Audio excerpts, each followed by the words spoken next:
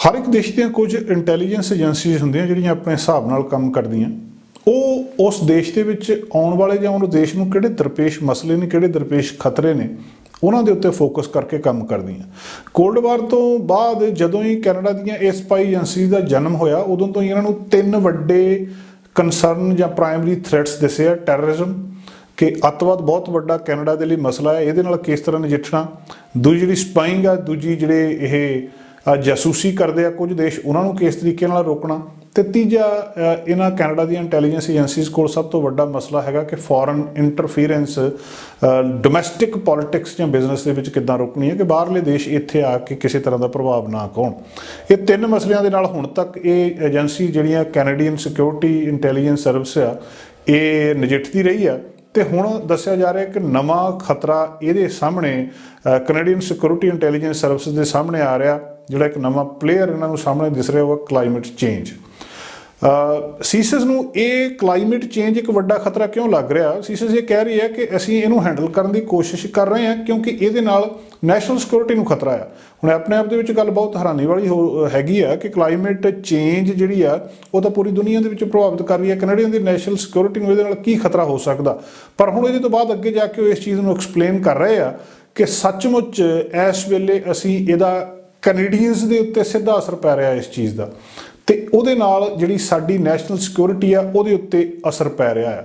ਔਰ ਇਹੀ ਜਿਹੜੀ ਹੈਗੀ ਆ ਕਿ ਅਸੀਂ ਇਹਨੂੰ ਇਸ ਚੀਜ਼ ਨੂੰ ਉਹ ਕਹਿੰਦੇ ਕਿਸੇ ਨਾ ਕਿਸੇ ਤਰ੍ਹਾਂ ਹੱਲ ਕਰਨ ਦੀ ਕੋਸ਼ਿਸ਼ ਕਰ ਰਹੇ ਹਾਂ ਕਿ ਇਹ ਕੋਈ ਇੱਕ ਵੱਡੀ ਸ਼ਿਫਟ ਆ ਜਿਹੜੀ ਇੱਕ ਲੰਬੇ ਸਮੇਂ ਦੇ ਵਿੱਚ ਵਾਪਰੀ ਆ ਤੇ ਸਾਨੂੰ ਇਸ ਸਮੱਸਿਆ ਦੇ ਨਾਲ ਨਜਿੱਠਣਾ ਪੈ ਰਿਹਾ ਆ। ਹੁਣ ਕਲਾਈਮੇਟ ਚੇਂਜ ਦਾ ਕਹਿੰਦੇ ਮੰਨਿਆ ਜਾ ਰਿਹਾ ਕਿ ਕਿਊਮੂਲੇਟਿਵ ਥ੍ਰੈਟ ਆ, ਇੱਕ ਪੂਰਾ ਮਤਲਬ ਸਮੁੱਚੇ ਰੂਪ ਦੇ ਵਿੱਚ ਇੱਕ ਖਤਰਾ ਆ ਕਿ ਇੱਕ ਸਿੰਗਲ ਮੱਡ ਸਲਾਈਡ ਹੋ ਗਈ ਤਾਂ ਇਹਦੇ ਨਾਲ ਦੇਸ਼ ਦੀ ਸੁਰੱਖਿਆ ਨੂੰ ਖਤਰਾ ਨਹੀਂ ਹੋ ਸਕਦਾ।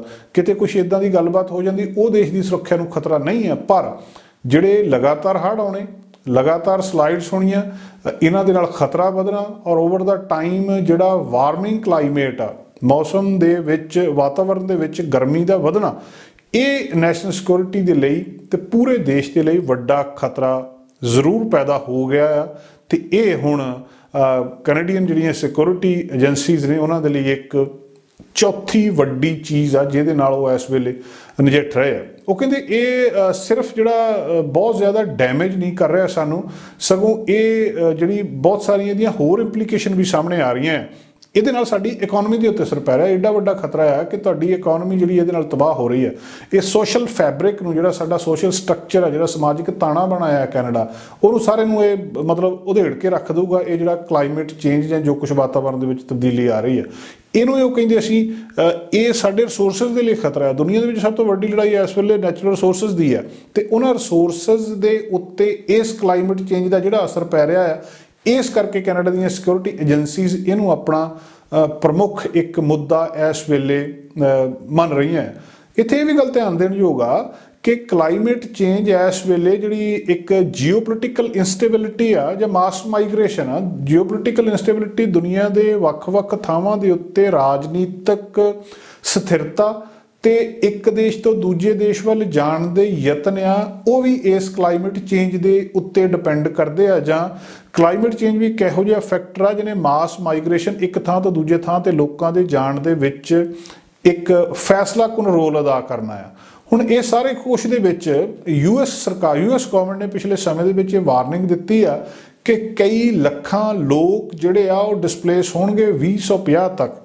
ਮਤਲਬ ਉਹਨਾਂ ਨੇ ਇਹ ਜਿਹੜੀ ਗੱਲ tens of millions of people, ਲੱਖਾਂ ਕਰੋੜਾਂ ਲੋਕ ਜਿਹੜੇ ਆ ਉਹ 2050 ਤੱਕ ਡਿਸਪਲੇਸ ਹੋ ਜਾਣਗੇ ਇੱਕ ਥਾਂ ਤੋਂ ਦੂਜੀ ਥਾਂ ਦੇ ਤੱਕ। ਤੇ ਉਹਨਾਂ ਸਾਰਿਆਂ ਦੇ ਡਿਸਪਲੇਸ ਹੋਣ ਪਿੱਛੇ ਆਰਥਿਕ ਕਾਰਨ ਨਹੀਂ ਹੋਣਗੇ, ਸਗੋਂ ਉਹਨਾਂ ਦੇ ਇੱਕ ਥਾਂ ਤੋਂ ਦੂਜੀ ਥਾਂ ਦੇ ਪਿੱਛੇ ਜਾਣ ਦੇ ਜਿਹੜੇ ਮੁੱਖ ਰੀਜ਼ਨ ਹੋਊਗਾ ਉਹ ਕਲਾਈਮੇਟ ਚੇਂਜ ਹੋਊਗਾ। ਤੇ ਜੇ 2050 ਤੱਕ ਇਹ ਇੱਕ ਮੁੱਖ ਮਸਲਾ ਬਣ ਜਾਣਾ, ਜਾਂ ਇਸ ਇੱਕ ਦੇਸ਼ ਦੇ ਵਿੱਚ ਇਹੋ ਜਿਹੇ ਹਾਲਾਤ ਬਣ ਜਾਣਗੇ ਜਿਹੜੇ ਭਾਵੇਂ ਮਾੜੇ ਆਰਥਿਕ ਹਾਲਾਤ ਹੋਣ, ਪੋਲੀਟੀਕਲ ਜਿਹੜੀ ਕੰਡੀਸ਼ਨਸ ਉੱਥੇ ਦੀ ਹੋਵੇ, ਪਰ ਉਹਦੇ ਪਿੱਛੇ ਜਿਹੜਾ ਮੁੱਖ ਕੰਮ ਕਰਨ ਵਾਲਾ ਫੈਕਟਰ ਹੋਊਗਾ ਉਹ ਕਲਾਈਮੇਟ ਚੇਂਜ ਹੋਊਗਾ। ਵਾਤਾਵਰਨ ਦੇ ਵਿੱਚ ਆ ਰਹੀ ਤਬਦੀਲੀ ਐਡੀ ਵੱਡੀ ਇੱਕ ਫੈਕਟਰ ਬਣ ਜਾਣੀ ਹੈ ਕਿ ਇਹਨੇ ਸਾਰੇ ਕੁਛ ਨੂੰ ਪ੍ਰਭਾਵਿਤ ਕਰਨਾ ਤੇ ਲੋਕਾਂ ਨੇ ਇੱਕ ਦੇਸ਼ ਤੋਂ ਦੂਜੇ ਦੇਸ਼ ਵੱਲ ਜਾਣਾ ਸ਼ੁਰੂ ਕਰ ਦੇਣਾ ਆ। ਅੰਦਾਜ਼ਾ ਇਹ ਲਾਇਆ ਜਾ ਰਿਹਾ ਕਿ 2050 ਤੱਕ 143 ਮਿਲੀਅਨ ਲੋਕ ਸਾਊਥ ਏਸ਼ੀਆ ਦੇ ਵਿੱਚ, ਸਬ ਸਹਾਰਾ ਅਫਰੀਕਾ ਦੇ ਵਿੱਚ, ਲੈਟਿਨ ਅਮਰੀਕਾ ਦੇ ਵਿੱਚ ਜਿਹੜੇ ਆ ਉਹ ਪ੍ਰਭਾਵਿਤ ਇਹਦੇ ਨਾਲ ਸਿੱਧੇ ਤੌਰ ਤੇ ਹੋਣਗੇ। ਸੋ ਇਹ ਲੱਖਾਂ ਲੋਕ, ਕਰੋੜਾਂ ਲੋਕ ਇੱਕ ਦੇਸ਼ ਤੋਂ ਦੂਜੇ ਦੇਸ਼ ਦੇ ਵਿੱਚ ਜਾਣਗੇ, ਜਿਹਦੇ ਨਾਲ ਕੁਦਰਤੀ ਤੌਰ ਤੇ ਆ ਕੇ ਵੱਡੇ ਕਨਫਲਿਕਟ ਵੀ ਸਾਹਮਣੇ ਆਉਣਗੇ। ਔਰ ਦੁਨੀਆ ਦੇ ਵਿੱਚ ਇਸ ਵੇਲੇ ਜੇ ਸਭ ਤੋਂ ਵੱਡੇ ਕਨਫਲਿਕਟ ਦੱਸੇ ਜਾ ਰਹੇ ਵਾਟਰ ਸੋਰਸਸ ਦੇ ਨੇ, ਔਰ ਇਹ ਜਿਹੜੇ ਵਾਟਰ ਸੋਰਸ ਦੇ ਕਨਫਲਿਕਟਸ ਨੇ ਇਹ ਅੰਤਰਰਾਸ਼ਟਰੀ ਪੱਧਰ ਦੇ ਉੱਤੇ ਵੀ ਹੋਰ ਜ਼ਿਆਦਾ ਵਧਣਗੇ ਇਸ ਸਮੇਂ ਦੇ ਨਾਲ। ਇਸ ਵੇਲੇ ਇਥੋਪੀਆ, ਇਜਿਪਟ, ਇਹਨਾਂ ਸਾਰਿਆਂ ਦੇ ਵਿੱਚ ਜਿਸ ਤਰ੍ਹਾਂ ਦੇ ਡਿਸਐਗਰੀਮੈਂਟਸ ਨੇ, ਇਹ ਆਉਣ ਵਾਲੇ ਸਮੇਂ ਦੇ ਵਿੱਚ ਹੋਰ ਵੀ ਗੰਭੀਰ ਹੋ ਜਾਣਗੇ। ਦੂਜਾ ਵੱਡਾ ਪੱਖ ਜਿਹੜਾ ਹੈਗਾ ਕਿ ਆਰਕਟਿਕ ਕੰਸਰਨ, ਆਰਕਟਿਕ ਰੀਜਨ ਦੇ ਵਿੱਚ ਜੋ ਕੁਝ ਉੱਥੇ ਹੋ ਰਿਹਾ, ਉੱਥੇ ਜਿਹੜੇ ਜੀਓਪੋਲਿਟੀਕਲ ਰਾਈਵਲਸ ਨੇ ਇਹਦੇ, ਉਹ ਇੱਕ ਦੂਜੇ ਦੇ ਨਾਲ ਇਸ ਆਰਕਟਿਕ ਰੀਜਨ ਦੇ ਉੱਤੇ, ਇਸ ਜ਼ਮੀਨ ਦੇ ਟੁਕੜੇ ਦੇ ਉੱਤੇ ਆਪਣੇ ਕਬਜ਼ੇ ਨੂੰ ਲੈ ਕੇ ਜਿਹੜੇ ਉਹ ਇੱਕ ਦੂਜੇ ਨਾਲ ਲੜ ਰਹੇ ਆ। ਰੂਸ ਖਾਸ ਤੌਰ ਦੇ ਉੱਤੇ ਇਸ ਉੱਤਰੀ ਜਿਹੜਾ ਪੂਰਾ ਠੰਡਾ ਇੱਕ ਪੂਰੇ ਦਾ ਪੂਰਾ ਇਲਾਕਾ ਆ, ਉਹਦੇ ਵਿੱਚ ਆਪਣਾ ਬੇਸ ਆ। ਦੂਜੇ ਪਾਸੇ ਉਹ ਚਾਈਨਾ ਦੇ ਨਾਲ, ਚਾਈਨਾ ਸਿੱਧੀ ਦਿਲਚਸਪੀ ਦਿਖਾ ਰਿਹਾ ਉਸ ਇਲਾਕੇ ਦੇ ਵਿੱਚ, ਤੇ ਇਹਦੇ ਨਾਲ ਜਿਹੜੀ ਸੱਤਾ ਦੀ ਲੜਾਈ ਹੋਰ ਵੀ ਤੇਜ਼ ਹੋ ਸਕਦੀ ਆ ਆਰਕਟਿਕ ਰੀਜਨ ਦੇ ਵਿੱਚ।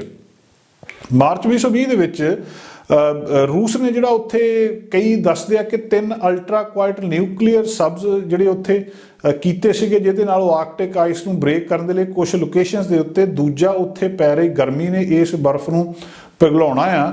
ਦੂਜਾ, ਕੰਪੀਟੀਸ਼ਨ ਬਹੁਤ ਹੋ ਜਾਣਾ ਉੱਥੇ ਦੀਆਂ ਜਿਹੜੀਆਂ ਫਿਸ਼ਿੰਗ ਦੇ ਉੱਤੇ, ਆਇਲ ਦੇ ਉੱਤੇ, ਗੈਸ ਦੇ ਉੱਤੇ। ਚੀਨ ਵਰਗੇ ਦੇਸ਼ ਇੱਥੇ ਲਗਾਤਾਰ ਦਿਲਚਸਪੀ ਲੈ ਰਿਹਾ। ਰਸ਼ੀਆ ਕੁਦਰਤੀ ਤੌਰ ਦੇ ਉੱਤੇ ਪਹਿਲਾਂ ਵੀ ਇੱਥੋਂ ਆਪਣੇ ਮੌਕੇ ਦੀ ਤਲਾਸ਼ ਕਰ ਰਿਹਾ ਹੈ। ਇਸ ਇਲਾਕੇ ਤੇ ਦੁਨੀਆ ਦੇ ਵੱਖ-ਵੱਖ ਦੇਸ਼, ਆਪਣਾ ਜਿਹੜਾ ਕੈਨੇਡਾ ਦੇ ਸਮੇਤ ਇਹਦੇ ਨਾਲ ਕੁਝ ਦੇਸ਼ਾਂ ਦਾ ਰੌਲਾ ਵੀ ਹੈ ਕਿ ਇੱਥੇ ਸਾਡਾ ਜਿਹੜਾ ਜ਼ਿਆਦਾ ਹਿੱਸਾ ਆ। ਸੋ ਇਸ ਸਾਰੇ ਕੁਝ ਦੇ ਵਿੱਚ ਆਉਣ ਵਾਲੇ ਸਮੇਂ ਦੇ ਵਿੱਚ ਕਲਾਈਮੇਟ ਚੇਂਜ ਇੱਕ ਏਡਾ ਵੱਡਾ ਫੈਕਟਰ ਬਣ ਜਾਣਾ ਆ, ਇੱਕ ਏਡੀ ਵੱਡੀ ਚੀਜ਼ ਬਣ ਜਾਣੀ ਆ ਕਿ ਇਹ ਇੱਕ ਬਹੁਤ ਵੱਡਾ ਖਤਰਾ ਬਣ ਜਾਊਗਾ ਕੈਨੇਡਾ ਦੇ ਲਈ।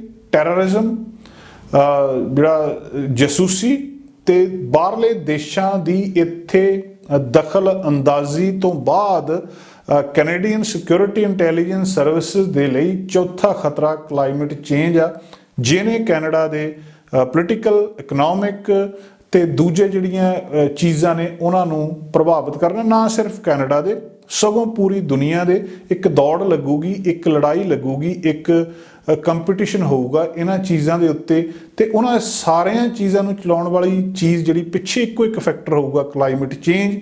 ਤੇ ਜੇ 2050 ਦੇ ਵਿੱਚ ਤੱਕ ਇੰਨੀ ਜ਼ਿਆਦਾ ਮਾਈਗ੍ਰੇਸ਼ਨ ਹੋਣੀ ਹੈ ਤਾਂ ਉਹਦੇ ਲਈ ਕੈਨੇਡਾ ਨੂੰ ਹੁਣ ਤੋਂ ਹੀ ਤਿਆਰ ਹੋਣਾ ਪਊਗਾ ਕਿ ਕਿੱਧਰੋਂ ਕਿੱਧਰ ਮਾਈਗ੍ਰੇਸ਼ਨ ਹੁੰਦੀ ਹੈ, ਉਹਦਾ ਕੈਨੇਡਾ ਦੇ ਉੱਤੇ ਕੀ ਪ੍ਰਭਾਵ ਪੈਂਦਾ ਹੈ।